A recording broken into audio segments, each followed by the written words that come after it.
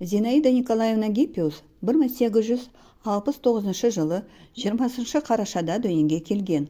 Орыс ақыны және жазушысы, драматург және әдебиет сыншысы, күміс ғасырдың көрнекті өкілдерінің бірі.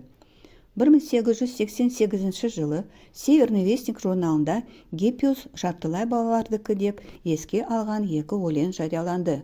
Осы және одан кейінгі ақынның кейбір өлеңдері пессимизм мен меланхолияның жалпы жағдайын көрсетті.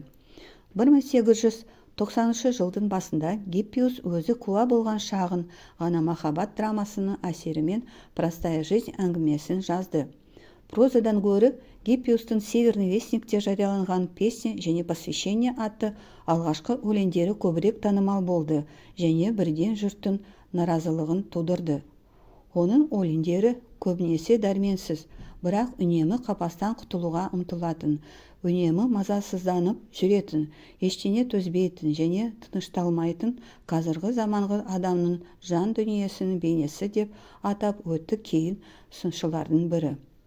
Егер прозада ол саналы түрде жалпы эстетикалық талғамды ұстанған болса, өлеңдерін өзі үшін жасалған жеке нәрсе ретінде қабылдады және оларды өз сөзімен айтқанда дұға ретінде жазды.